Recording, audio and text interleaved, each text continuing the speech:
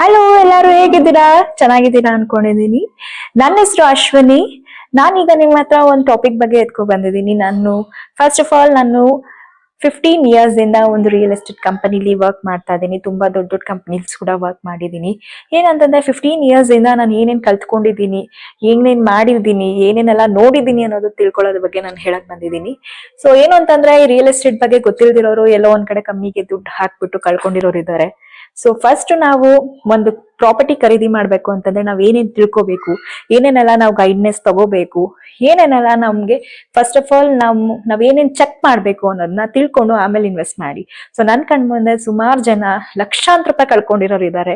So ಆ ಪರಿಸ್ಥಿತಿ ಯಾರಿಗೂ ಬರಬಾರ್ದು ಅಂತ ಇದನ್ನ ಮುಂಚೆನೆ ನಾನು ನಿಮ್ಗೆ ವಿಡಿಯೋ ಮಾಡ್ತಾ ಇದ್ದೀನಿ.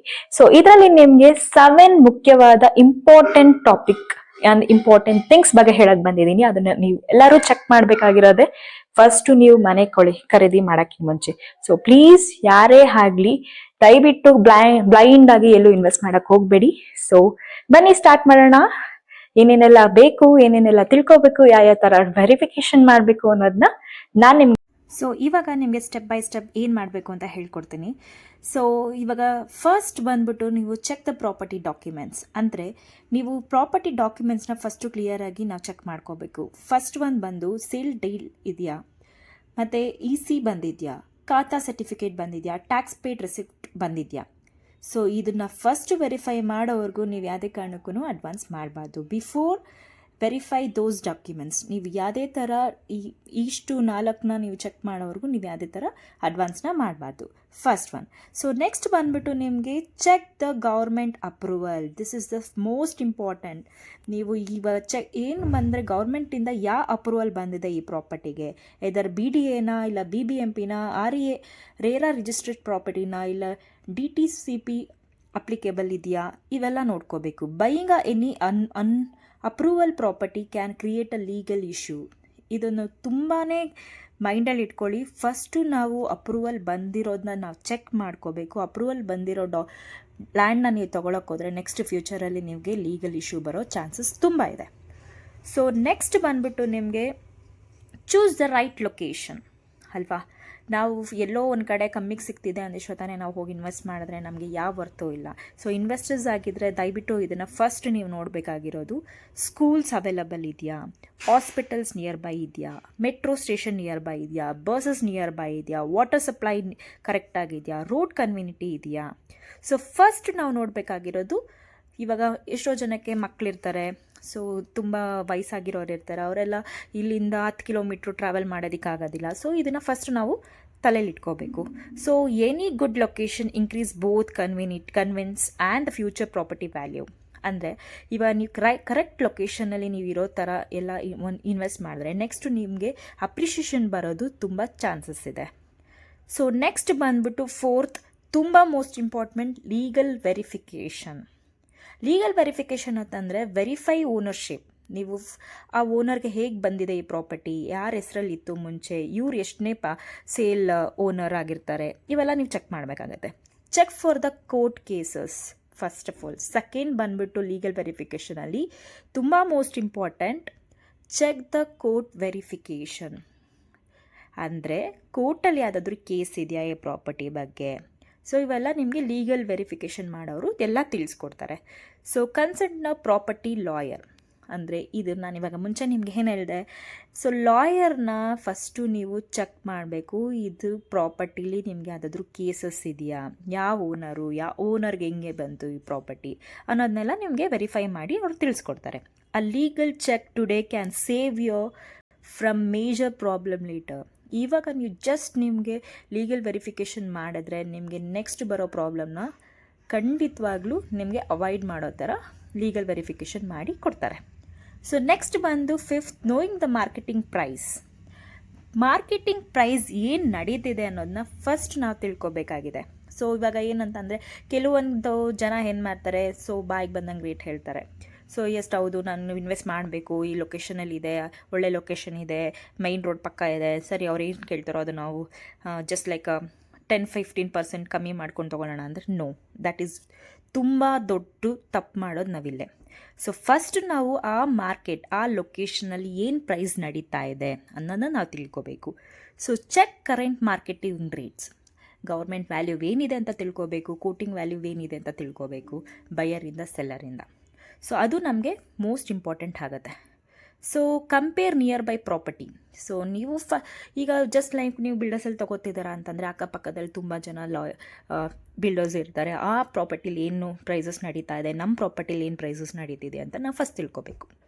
Do not pay over pay. ಯಾವುದೇ ಕಾರಣಕ್ಕೂ ನೀವು ಆ ವ್ಯಾಲ್ಯೂ ಇಲ್ದಿರೋಕ್ಕೆ ನೀವು ಅದಕ್ಕಿಂತ ಎಕ್ಸ್ಟ್ರಾ ಕೊಟ್ಟು ತೊಗೊಂಡ್ರೆ ಅದು ನಮಗೆ ಖಂಡಿತವಾಗ್ಲೂ ಲಾಸ್ ಆಗುತ್ತೆ. ಸೊ ಫಸ್ಟ್ ಆಫ್ ಆಲ್ ಇದನ್ನು ನಾವು ಮೇಜರಾಗಿ ತಿಳ್ಕೊಬೇಕು, ಮಾರ್ಕೆಟ್ ಪ್ರೈಸಸ್ ಏನಿದೆ ಅಂತ ನಾವು ತೊಗೊಳಕ್ಕಿಂತ ಮುಂಚೆ.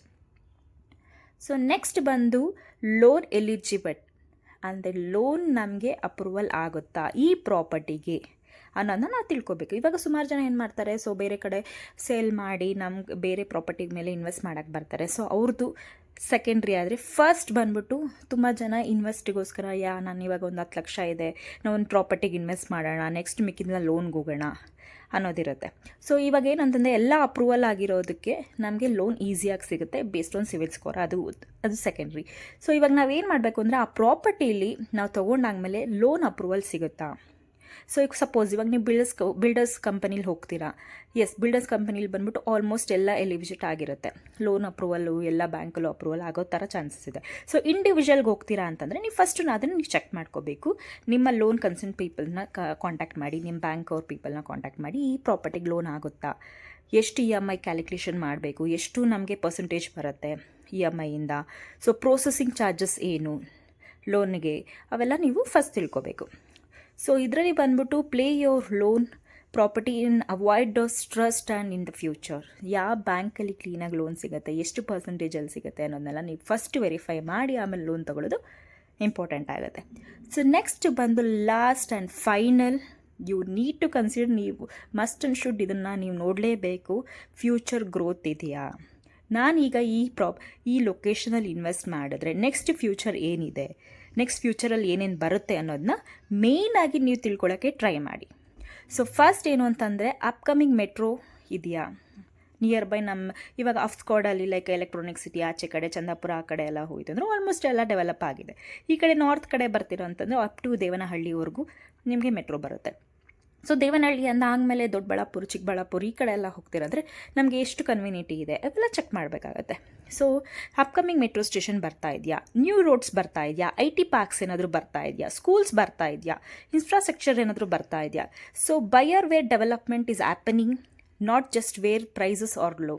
ಯಾವುದೇ ಕಾರಣಕ್ಕೂ ಅಲ್ಲಿ ಪ್ರೈಸ್ ಲೋ ಇದೆ, ನಾವು ಇವಾಗ ಇನ್ವೆಸ್ಟ್ ಮಾಡೋಣ, ನೆಕ್ಸ್ಟ್ ಫ್ಯೂಚರಲ್ಲಿ ನಿಮಗೆ ಇವಾಗ 8 lakhs ಇನ್ವೆಸ್ಟ್ ಮಾಡಿದ್ರೆ ನೆಕ್ಸ್ಟ್ ಫ್ಯೂಚರ್ 2 years ಆದಮೇಲೆ ನಿಮಗೆ ಅಪ್ರಿಷಿಯೇಷನ್ ಸಿಗ್ತಿದೆಯಾ ಅಂತ ನಾವು ಚೆಕ್ ಮಾಡಬೇಕಾಗತ್ತೆ. ಸೊ ಏನು ಅಂತಂದರೆ ಇವಾಗ ಕೆಲವೊಂದು ಜನ ಏನು ಮಾಡ್ತಾರೆ, ಔಟ್ಸ್ಕೋಟಲ್ಲಿ ನಾವು ಇವಾಗ ಇನ್ವೆಸ್ಟ್ ಮಾಡಿದ್ರೆ ನೆಕ್ಸ್ಟ್ 10 yearsಲ್ಲಿ ನಿಮಗೆ ಅಪ್ರಿಷಿಯೇಷನ್ ಚೆನ್ನಾಗಿ ಸಿಗುತ್ತೆ, ನಿಮಗೆ ಇಷ್ಟು ಲಕ್ಷ ಬರುತ್ತೆ, ಅಷ್ಟು ಲಕ್ಷ ಬರುತ್ತೆ ಅನ್ನೋದೆಲ್ಲ ತುಂಬ ಜನ ಮೇಜರಾಗಲಿ ಸ್ವಲ್ಪ ನಿಜ ಇರುತ್ತೆ, ಸ್ವಲ್ಪ ಸುಳ್ಳಿರುತ್ತೆ. ಸೊ ಇದರಲ್ಲಿ ನಾವು ತುಂಬ ಇಂಪಾರ್ಟೆನ್ಸ್ ಕೊಡಬೇಕಾಗಿರೋದು, ನಾವೇ ಒಂದು ಪ್ರಾಪರ್ಟಿ ಇನ್ವೆಸ್ಟ್ ಮಾಡ್ತಿದ್ದೀವಿ ಅಂತಂದರೆ ಸೊ ನಾವು ಜಸ್ಟ್ ಲೈಕ್ 1 ದಿನ 2 ದಿನ ನೀವು ಟೈಮ್ ತೊಗೊಂಡು ಇವೆಲ್ಲ ಬರ್ತಾ ಇದೆಯಾ, ನೆಕ್ಸ್ಟ್ ನಾನು ಇಲ್ಲಿ 10 lakhs ಇನ್ವೆಸ್ಟ್ ಮಾಡಿದ್ರೆ ನೆಕ್ಸ್ಟ್ ನನಗೆ ಫ್ಯೂಚರ್ ಒಂದು 5-10 years ಆದಮೇಲೆ ನನಗೆ ಒಂದು ಅಟ್ಲೀಸ್ಟ್ ಒಂದು 30 to 40% ಇನ್ಕ್ರೀಸ್ ಆಗುತ್ತಾ ಆ ಲೊಕೇಶನಲ್ಲಿ ಅನ್ನೋದನ್ನ ದಯವಿಟ್ಟು ಚೆಕ್ ಮಾಡ್ಕೊಳ್ಳಿ. ಬಿಕಾಸ್ ಎಲ್ಲೋ ಒಂದು ಕಡೆ ಕಮ್ಮಿಗೆ ಸಿಗ್ತಿದೆ ಅಂತ ಹೇಳಿಬಿಟ್ಟು ನೀವು 5 lakhs ಇನ್ವೆಸ್ಟ್ ಮಾಡ್ತೀರಾ ಅಂತಂದರೆ ನೀವು 10 years ಆದರೂ ಅದು 1 lakh ಇಲ್ಲ 2 lakhs ಅಷ್ಟೇ ಎಕ್ಸ್ಟ್ರಾ ಆಗಿರುತ್ತೆ ಹೊರತು ವರ್ತಿರೋದಿಲ್ಲ. ಸೊ ಇಂಥ ಸಿಚುವೇಷನಲ್ಲಿ ತುಂಬ ಜನ ಸಾವಿರಾರು ರೂಪಾಯಿ, ಲಕ್ಷಾಂತರ ರೂಪಾಯಿ ಕಳ್ಕೊಂಡಿರೋದನ್ನ ನಾನು ಖುದ್ದಾಗಿ ನೋಡಿದ್ದೀನಿ ಈ 15 years ಜರ್ನಿಲಿ. ಸೊ ದಯವಿಟ್ಟು ಈ 7 ಇಂಪಾರ್ಟೆಂಟ್ ಥಿಂಗ್ಸ್ನ ನೀವು ಮೇಜರಾಗಿ ನೀವು ಒಂದು ಪ್ರಾಪರ್ಟಿ ತೊಗೋಬೇಕು ಅಂತಂದರೆ ಜಸ್ಟ್ ನೀವು ಇದನ್ನು ನೀವು ಮಾಡಲೇಬೇಕು, ಇದನ್ನು ವೆರಿಫೈ ಕೂಡ ತೊಗೊಳ್ಳೇಬೇಕು. ಆಗಲೇ ನಿಮಗೆ ಒಳ್ಳೆ ವರ್ತ್ ಅನ್ನೋದು ನೆಕ್ಸ್ಟ್ ಫ್ಯೂಚರಲ್ಲಿ ಸಿಗುತ್ತೆ. ಸೊ ಇಷ್ಟೇ ಅಂತ ಅಲ್ಲ, ಇನ್ನೂ ಡಿಪ್ಪಾಗಿ ನಾನು ನಿಮಗೆ ನೆಕ್ಸ್ಟ್ ವಿಡಿಯೋದಲ್ಲಿ ಹೇಳ್ತೀನಿ ಏನೇನೆಲ್ಲ ಖಾತಾ ಬರುತ್ತೆ, ಆ ಖಾತಾಯಿಂದ ನಿಮಗೆ ಎಷ್ಟು ಚೆನ್ನಾಗಿ ಜನ್ರೇಟ್ ಆಗುತ್ತೆ, ಯಾವ ಥರ ಇಂಪಾರ್ಟೆನ್ಸ್ ಸಿಗುತ್ತೆ ಅನ್ನೋದನ್ನ ನಾನು ನಿಮ್ಗೆ ಖುದ್ದಾಗಿ ಹೇಳ್ಕೊಡ್ತೀನಿ. So thank you for watching my video. ನನ್ನ ವಿಡಿಯೋ ನಿಮಗೆ ಇಷ್ಟ ಆಗಿದ್ದರೆ, ನನ್ನ ಈ ರಿಯಲ್ ಎಸ್ಟೇಟ್ ಅನ್ನೋ ಟಿಪ್ಪು ನಿಮ್ಗೆ ಇಷ್ಟ ಆಗಿದ್ದರೆ, ನಾನು ಕೊಟ್ಟಿರೋ ಕಂಟೆಂಟ್ ನಿಮ್ಗೆ ಯೂಸ್ ಆಗಿದ್ದರೆ ದಯವಿಟ್ಟು ನನ್ನ ಚಾನಲ್ಗೆ ಸಬ್ಸ್ಕ್ರೈಬ್ ಮಾಡಿ, ಲೈಕ್ ಮಾಡಿ, ಶೇರ್ ಮಾಡಿ. ನೆಕ್ಸ್ಟ್ ಫ್ಯೂಚರ್ ಇನ್ನೊಂದು ವಿಡಿಯೋದಲ್ಲಿ ನಿಮಗೆ ಖಂಡಿತವಾಗ್ಲೂ ಸಿಗ್ತೀನಿ with very good important thought in the real estate. Thank you for watching my video. Bye bye.